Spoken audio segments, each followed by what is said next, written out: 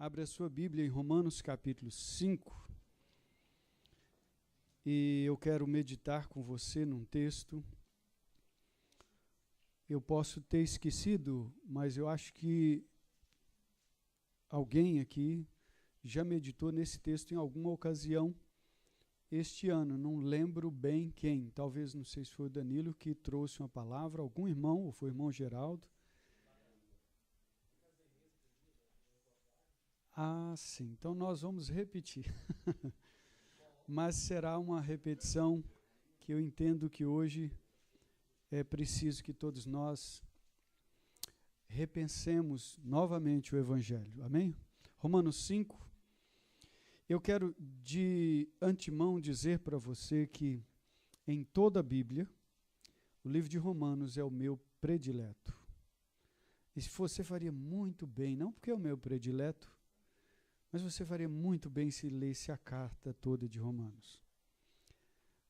Um estudioso disse que da Bíblia, a carta aos Romanos é como a cordilheira dos Andes, né? Do Himalaia, melhor dizendo, do Himalaia, aquela maior do mundo lá, né? Mais longa, mais extensa. E alguém poderia dizer que o capítulo 5 a 8 de Romanos é, sem dúvida, o Pico Everest. É o ponto mais alto da Bíblia, tá bom? Então eu quero que você medite novamente nesse texto e eu quero que você guarde no coração essa palavra nesta noite, para aqueles que não tiveram lá no Encontro Ágape, hoje, esteja guardando no coração. Nós vamos ler apenas do verso 6 ao 11. Vamos ler Romanos 5, de 6 a 11. O meu versículo mesmo é o 5, verso 1. Né? E é o versículo que é tema da minha vida. Mas, então, se você quiser lembrar de mim algum dia, você lê Romanos 5, verso 1, pronto. O dia que eu morrer também, vocês podem colocar assim lá na lápide, assim, ó, Romanos 5, verso 1, né? Se tiver alguém mais assim, fala, mas eu quero fazer uma homenagem ao missionário, eu vou fazer uma música com base em Romanos 5:1. Ele diz lá, justificados, pois, mediante a fé, temos paz com Deus por meio de nosso Senhor Jesus Cristo. Pronto, acabou, fechou. Amém? O que é isso, gente? Que coisa grandiosa é essa? De que fala o capítulo 5 de Romanos? A segurança daqueles que estão em Cristo Jesus, dos justificados. A segurança. Vamos ler o texto e depois nós vamos falar mais sobre eles. Romanos 5, versos 6 a 11. Todos juntos? Porque Cristo, quando nós ainda éramos fracos, morreu a seu tempo pelos ímpios. Dificilmente alguém morreria por um justo, pois poderá ser que pelo bom alguém se anime a morrer. Mas Deus prova o seu próprio amor para conosco, pelo fato de ter Cristo morrido por nós, sendo nós ainda pecadores. Logo, muito mais agora, sendo justificados pelo seu sangue, seremos por ele salvos da ira. Porque se nós, quando inimigos, fomos reconciliados com Deus, mediante a morte de seu Filho, muito mais, estando já reconciliados, seremos salvos pela sua vida. E não apenas isto, mas também nos gloriamos em Deus, por nosso Senhor Jesus Cristo, por intermédio de quem recebemos agora a reconciliação. Agora, a reconciliação. Senhor Jesus, obrigado por esta noite nos reunirmos aqui e pedimos a graça infinita do Senhor sobre nós, sobre mim, que vou trazer essa palavra que o Senhor já colocou no meu coração, e sobre os teus servos que vão ouvi-la, que o teu Espírito Santo tome aqui cada um de nós e venha nos orientar, nos dirigir e, sobretudo, nos firmar na graça maravilhosa do Senhor. Assim eu peço para a honra e glória do teu nome. Amém. Amém. Meus queridos, esse texto fala sobre segurança. Diga comigo, segurança. é uma palavra difícil para a gente hoje. Por quê? Porque a gente escuta até que Banco do Brasil foi roubado. E você olha assim e fala assim, eu posso ser saqueado por qualquer um, qualquer hora, em qualquer lugar. Não é verdade? Né? Se você olha assim, na casa do vizinho, tem um adoecendo, tem outro ali, tem a coisa está ficando feia para um, ficando feia para o outro, e você olha e fala assim, diz o ditado que quando a barba do vizinho está pegando fogo, a sua está de molho. Não é? Vocês já ouviram esse ditado? E você começa a tremer. Você olha para dentro de você mesmo e você não vê forças, não vê capacidade para vencer a tribulação. Os motivacionais, os psicólogos motivacionais vão dizer para você, você acordou, vá diante do espelho, olha para o espelho e diga, assim, com aquela pose de vencedor, diga assim, você é vencedor, você vai vencer, você pode, você conquista. E você treina isso em casa, né? Você ouviu lá na televisão, passando na Ana Maria Braga, sei lá, no Faustão, algum psicólogo, alguém falando alguma coisa desse tipo, e você começa na segunda-feira, você é vencedor, a primeira tribulação que vem na sua vida, o que é que você faz? Você já caiu e já está fraco. Irmãos, a segurança não vem das suas declarações. Palavra positiva é somente palavra positiva. Isso não muda nada na sua vida. Nada. Você precisa entender que o que você e eu precisamos é confiar naquilo que é verdadeiro, naquilo que sustenta as nossas almas. Confiar. Amém? Confiar. Quando você está no meio de um oceano, o que você precisa, e sozinho lá, o que precisa é que alguém jogue uma boia, um bote, alguma coisa que te livre de lá realmente. No meio do oceano, infestado de tubarões, e você pensando positivamente, não serei comido por tubarões, e os tubarões já estão... E você diz, eles não vão me pegar, porque eu estou declarando... Não vai, entendeu? Tá bom? Pare com esse negócio. Você precisa é o quê? Confiar. E Paulo está falando para nós que de todas as tentativas que o ser humano tenta para se firmar diante de Deus, todas elas são inúteis. Apenas a que vem da justificação pela fé é que faz você permanecer. Apenas a que vem pela justificação mediante a fé no Senhor Jesus. Só esta. Alguns privilégios que ele já colocou aí da justificação. A primeira, verso 1, acompanhe na sua Bíblia. Temos paz com Deus. A segunda, verso 2, temos acesso pela fé a esta graça de Deus. E terceiro, verso 3 em diante, nós até podemos rir das tribulações que nos sobrevêm. Sabe por quê? Porque nós temos uma prova grandiosa e nós vamos encerrar com o verso 5 lá. Ora, a esperança não confunde, porque o amor de Deus é derramado em nosso coração pelo Espírito Santo. Nós temos a prova dentro de nós de que Deus está agindo na nossa vida. O amor dele é derramado no nosso coração. Então a nossa segurança está nesse grande amor de Deus por nós. E eu quero agora tirar algumas lições sobre este amor. A segurança do cristão está no grande amor de Deus. E eu quero tirar 3 lições para você, eu quero que você guarde e leve no seu coração aqui com base nesse texto. Primeira lição, o amor de Deus é imerecível. Ele é imerecível. O amor de Deus, ele é imerecível. Você não o merece, nunca.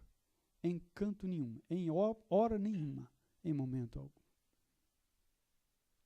Ele te dá um amor do qual você não merece, mas ele te dá. Ele te dá. Onde nós vimos no texto que Paulo argumenta que esse amor é imerecível. Primeiro verso 6. A questão do amor ser imerecido se baseia no fato de quem são aqueles que estão recebendo amor. Somos nós. Quem somos nós? Observe então o verso 6 junto comigo. Porque Cristo, vamos ler? Porque Cristo, quando nós ainda éramos o quê? Fracos. Quem é você? Quem é você? Quem sou eu? Primeiro, nós somos fracos. Você é... Eu tenho uma má notícia para você. Você é fraco, como eu. Você é fraco. Mas cadê a psicologia? Nós já derrubamos ela, já chutamos ela, já queimamos ela. Já... Acabou a psicologia, viu? Esquece a psicologia, ficou lá do lado de fora, tá bom? E, pelo amor de Deus, quando você sair daqui, você não pega a psicologia, não. Fica firme na palavra, tá bom? Primeira coisa, você é fraco. Ou incapaz. Incapaz de agradar a Deus em qualquer momento da sua vida. Você é o quê? Incapaz. Eu acho que nós não precisamos muito falar sobre a nossa fraqueza, precisa? Há uma fraqueza física, mas a fraqueza espiritual é pior. A fraqueza física é que até o nosso corpo vai deteriorando. Eu não preciso falar muito sobre isso, porque você já sabe que os anos, à medida que os anos vão chegando, você já não consegue mais fazer certas coisas. Não é? Vinícius está aqui me lembrando disso. Tem um futebol, por exemplo, lá no sábado dos meninos, e no começo, quando a gente estava indo lá no sábado, eu estava jogando, pelo menos fingindo, né, que estava jogando. Chegou num certo ponto, eu descobri uma coisa. É melhor a gente largar isso para lá. Deixa quem pode jogar, jogar, não é isso? E a gente começa só a ficar assim, vai fulano, marca o gol fulano. Porque depois de uma certa idade, você já não tem mais isso. Fisicamente nós somos assim, espiritualmente nós somos mais fracos ainda. Quero que você preste atenção aqui. Espiritualmente nós somos o quê? Mais fracos ainda. E a tendência de você, partindo de você, é ficar cada vez mais fraco. Segundo, a coisa ficou pior. O que ele diz ainda no verso 6? Éramos fracos. Ele morreu, Jesus morreu a seu tempo pelos ímpios. Agora é pior. Porque nós não apenas éramos fracos, nós éramos ímpios. Ímpio significa sem piedade. E você fala, é aquela pessoa muito ruim que não tem piedade de ninguém. Não, não é isso não. Ímpio significa uma pessoa que não tem nenhum desejo por Deus. E foi essa a condição que você e eu nascemos. Essa é a condição que todo mundo nasce, ímpio. Ah, mas eu sempre amei Deus, assim, sabe que assim, aquela paixão, assim, por Deus, assim, nunca teve. Você teve paixão por uma imaginação de Deus, talvez. No máximo que você teve foi uma paixão pela imaginação de Deus. Irmãos, nós temos tantos ensinamentos ruins que você pode ser enganado dentro de uma igreja evangélica. Por exemplo, nós estávamos estudando aqui no domingo de manhã, que em nenhum lugar da Bíblia, escute isso que eu vou te falar, em nenhum lugar da Bíblia, a Bíblia te chama para sentir Deus. Nenhum. Eu não vou pedir para você levantar a mão aqui, quantos assim quiseram sentir Deus? Se você quiser sentir Deus, você está perdendo seu tempo, porque Deus não quer que você o sinta. Isso é engano de Satanás. Segundo, Deus não quer que você se informe sobre Ele. Eu tenho muita informação sobre Deus, dá para me debater com qualquer um.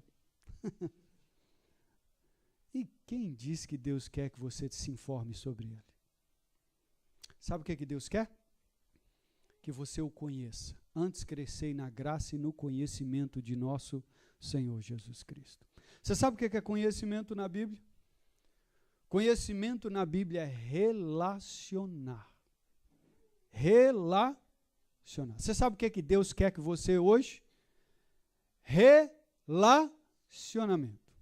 Agora, vamos lá, os casados. Você casa. Dá para você relacionar sem amor? Não. Não dá. Não dá. A mulher que tem que aturar um homem sem amor. Aí o homem chega, joga o bermudão dele na porta do banheiro. Né? Toalha na cama. Eu não vou soltar muito aqui não, porque senão esse negócio vai virar um confessionário aqui que não vai ser fácil. E a mulher já não gosta do camarada, o camarada joga... Aí, daqui uns dias, você já sabe o que virou. Você tem que o quê? Amar e tem que gostar. E você diz, o que é isso? Não é para você sentir Deus, é para você o quê? Relacionar com Deus. Mas para você relacionar, você precisa de amor. Sabe, amanhã é segunda-feira, eu vou te lembrar aqui, viu? Os meninos aqui, ó, segunda-feira, escola, oh, maravilha, né? Fórum, né? Amanhã é o quê, gente? Segundona abençoada, amém, gente? Mas amanhã é dia de você também relacionar com Deus, acordar e viver num relacionamento. Amanhã tem serviço e você pensa assim, o que Deus quer de mim? Como Deus está relacionando comigo? Como esse Deus maravilhoso me ama diante dessa e daquela situação? E você lida com uma coisa e outra sempre na presença de Deus, sempre relacionando com Ele, né? Sentindo, chegar num culto... E chega lá na segunda-feira, você não tem relacionamento com Deus. Ou não leu a palavra de Deus, você não leu porque você não ama a Deus. Você é ímpio. Você é ímpio. Você é um ímpio no coração. Você não ama a Deus, não lê a palavra, não afasta dos seus pecados, não ora porque você não tem amor por Deus. Nós éramos assim. Nós éramos assim. Terceiro, observe no texto, além do verso 6, ele diz assim, no verso 8, todos juntos, vamos ler? Mas Deus prova o seu próprio amor para conosco, pelo fato de ter Cristo morrido por nós, sendo nós ainda, não somos apenas ímpios. Nós éramos também ainda pecadores. Ora, se nós não amamos a Deus, nós amamos o quê? O pecado.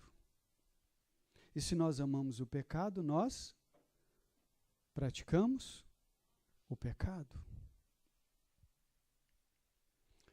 Mas Cristo morreu por nós, sendo nós ainda pecadores. Bom, a conclusão disso é o seguinte: se somos pecadores, somos o quê? E aí, nós temos o verso 10. Vamos ler o verso 10? Porque se nós, quando? Inimigos. Então, olha aqui para mim. Fracos. Que mais? Ímpios. Pecadores. Inimigos. Você e eu éramos assim. Fracos. Ímpios, pessoas que não amam a Deus. Pecadores. E o que mais? Inimigos. Agora é a condição, porque todo mundo que é pecador é inimigo.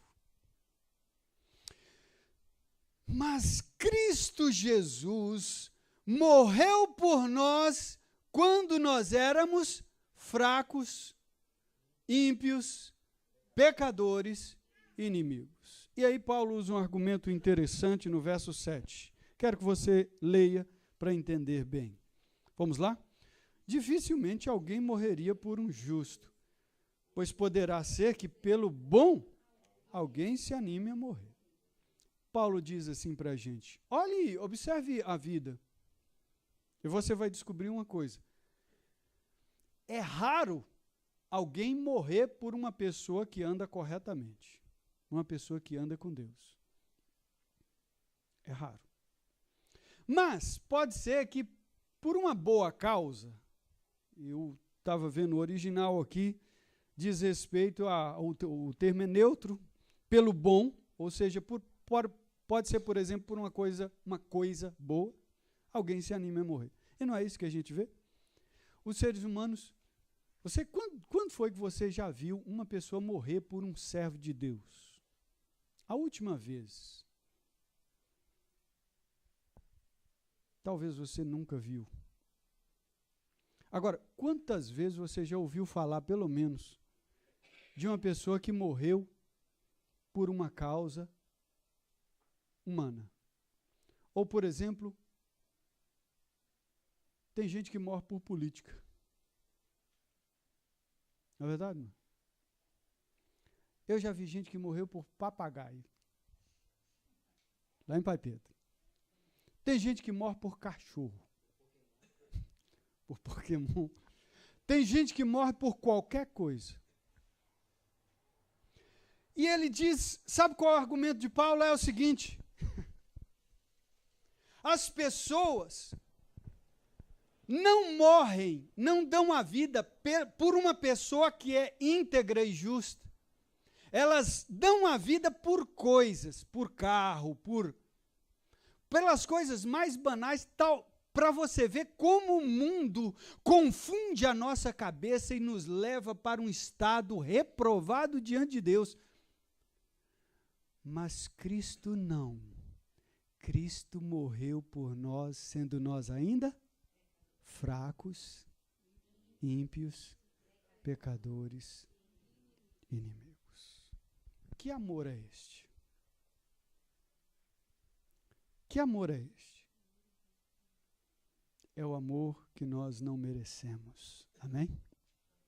Ninguém ama assim. Porque Cristo deu a vida por nós quando nós ainda estávamos ofendendo a Ele. Eu quero que você olhe agora para essa questão.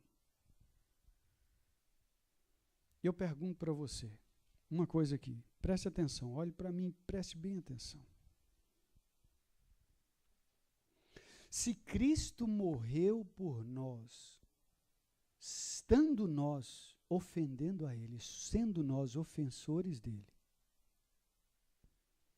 se Ele nos amou desta maneira, você tem razão ainda para andar inseguro da sua vida eterna?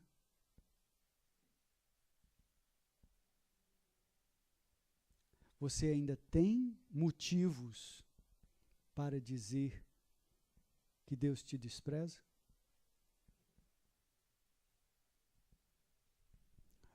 Segunda questão, verso 8, todos juntos?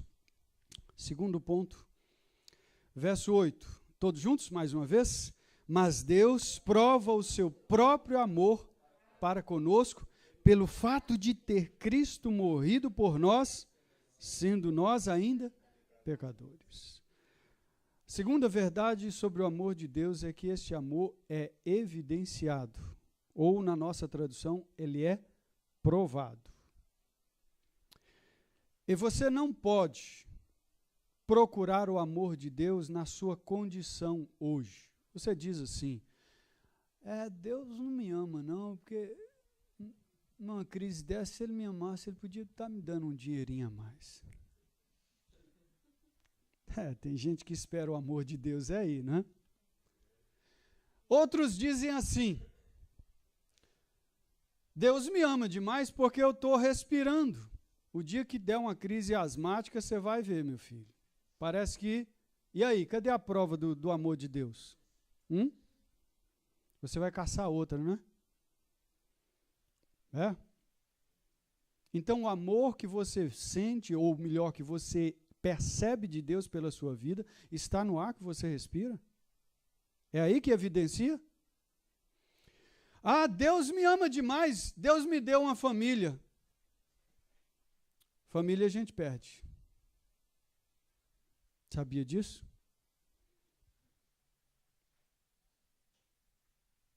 Tem um dia que eu vou ficar sem a minha família. E esse dia, sem você, sem mim. E eu pergunto para você, esse dia, cadê sua prova de que Deus te ama?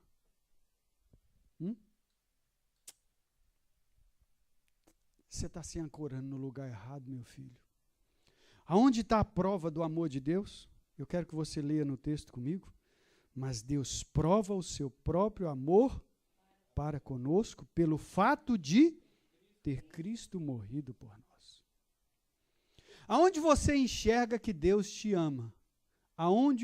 Onde você vê que Deus te ama? Nas circunstâncias boas, confortáveis? Fique esperando isso na sua vida. Para com isso, meu irmão, para de ilusão, pelo amor de Deus, pare de ilusão. Cutuca quem está do seu lado, faz isso. Para de ilusão. Tudo nesse mundo vai acabar, para de ilusão, tira as ilusões de sua cabeça, tira. Olha para a cruz, olhando firmemente para o autor e consumador da nossa fé. Hebreus 12 diz, olhando firmemente para o autor e consumador da nossa fé. Onde ele esteve por nós? Na cruz. Então eu quero dizer uma coisa. Quando tudo se acabar, quando tudo findar, quando você não vê mais solução, quando tudo findar, o crente verdadeiro tem um lugar para olhar, para a cruz de Cristo. Porque lá está marcado e decretado o amor de Deus por nós. Eu quero perguntar para você, quantas vezes você não olhou assim para a sua vida e falou assim, parece que Deus esqueceu de mim. Vamos abrir o confessionário não, porque senão vai ter tanta gente falando, olha, foi uma vez, 2 vezes, 3, perdi a conta, missionário. Você sabe por quê? Porque você esperava uma prova de Deus que Deus nunca pretendeu te dar. É claro, nessas coisas há uma migalha, digamos assim, do amor de Deus, mas Deus não quer que você viva de migalhas. O ar que eu estou respirando, é uma migalha de Deus. Deus quer te dar um banquete, e esse banquete está na cruz. O filho dele morreu por você quando você era fraco, ímpio, pecador e inimigo. Terceira questão. Terceira e última aplicação que nós também vamos ver aqui. Verso 9, 10 e 11. Especialmente o verso 9 agora, todos juntos? Logo, muito mais agora, sendo justificados pelo seu sangue, seremos por ele salvos da ira. Muito mais agora, juntos? Todos juntos? Muito mais agora. Muito mais agora. Antes nós éramos assim, fracos, ímpios, pecadores, inimigos. Mas agora não. Agora nós somos justificados pela fé. Justificados. Você sabe o que é justificados? Justificado é quando Deus, como justo juiz, ele encerra toda a questão e diz assim: o preço dos seus pecados está pago. Você não deve mais nada. Mas ainda tem mais. Toda a justiça de Cristo foi posta sobre você.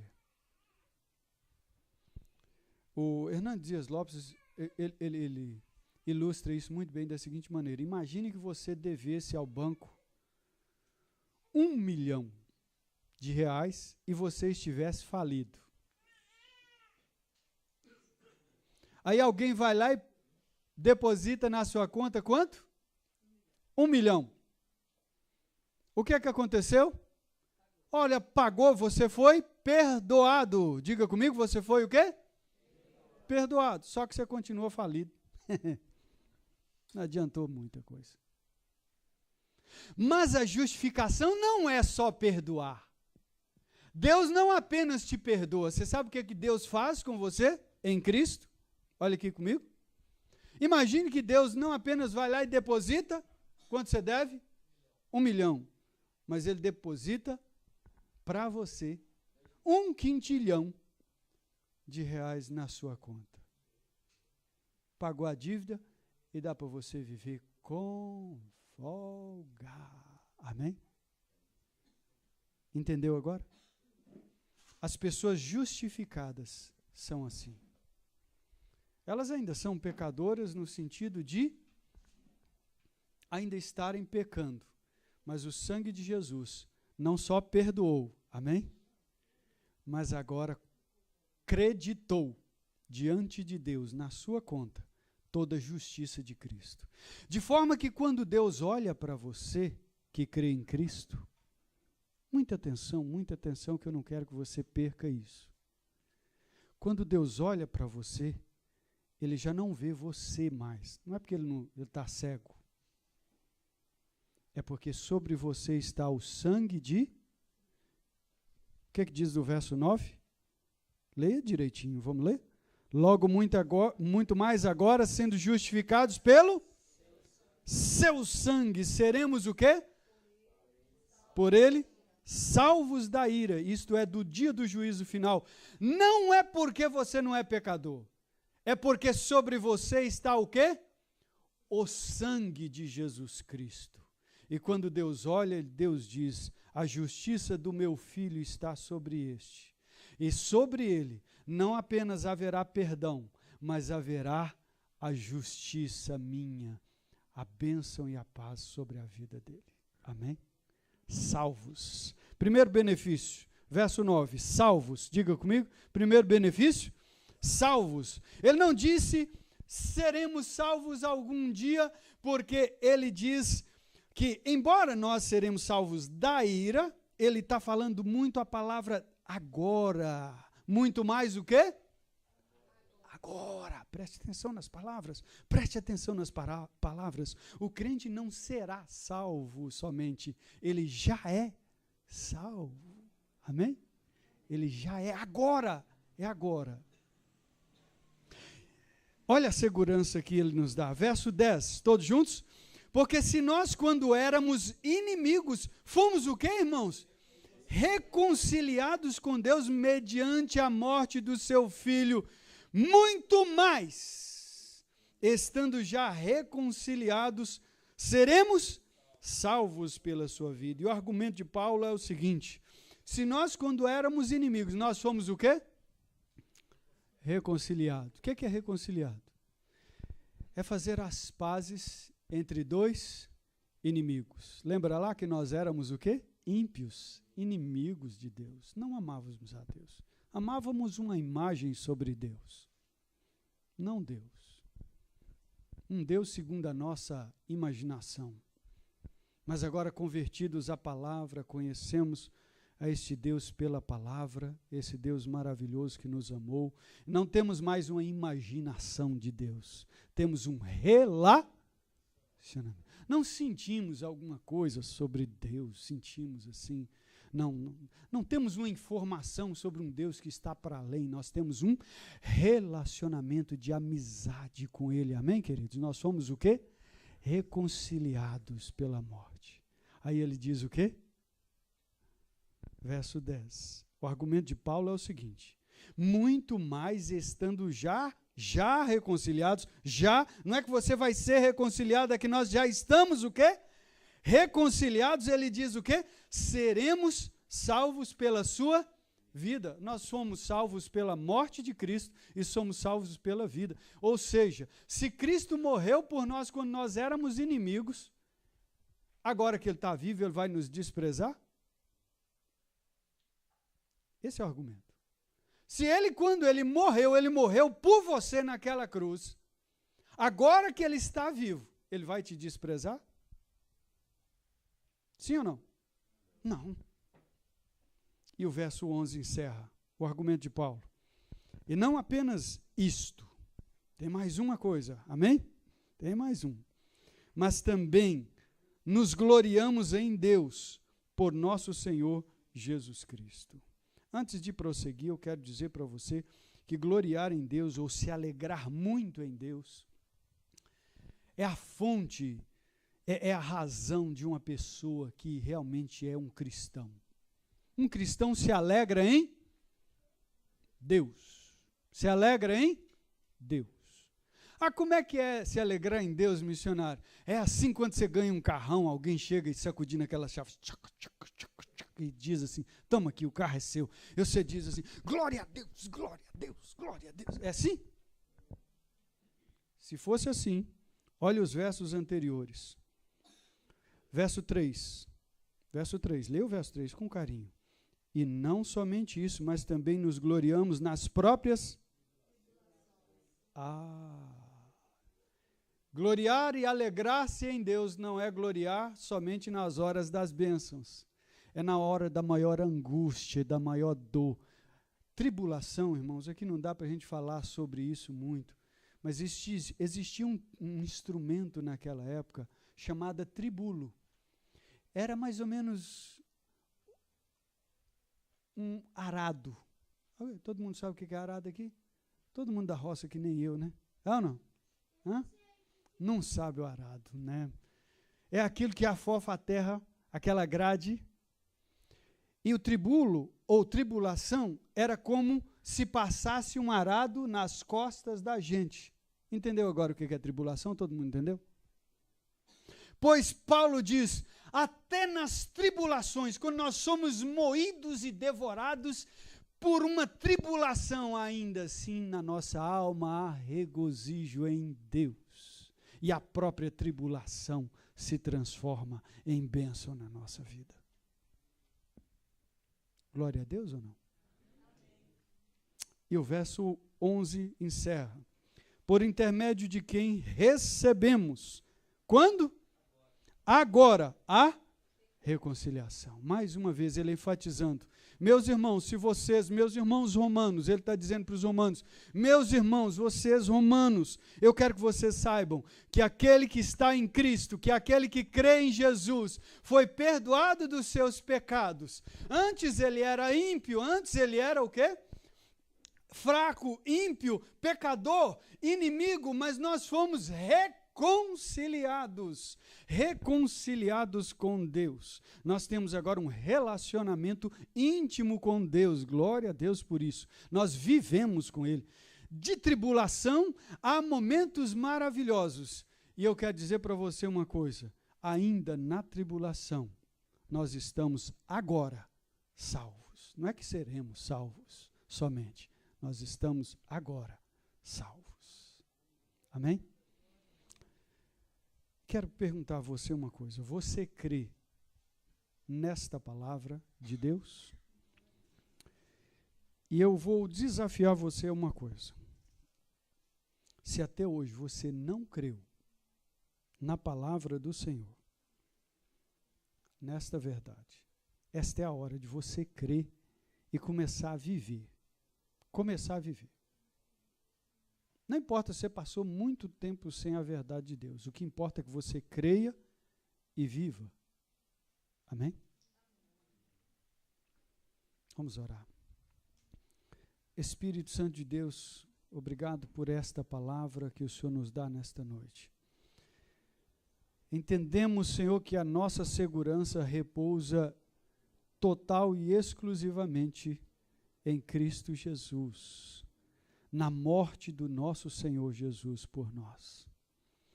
E se Cristo morreu por nós, não há mais razão do que temer. E já que isto é fato, porque o Senhor nos diz que o Senhor prova o seu próprio amor por nós pelo fato de ter Cristo morrido por nós, sendo nós ainda pecadores. E já que a tua morte, Jesus, é um fato, nós nos ancoramos, nós nos amparamos totalmente nela agora. Somente pela tua morte, somente pelo teu sacrifício, não pela nossa força, não pela nossa capacidade, mas somente pela tua graça, pela tua misericórdia, somente pela tua morte. Assim eu vivo, assim eu ando a partir de hoje. E todos aqueles que creem no Senhor, diz amém. Amém. Amém.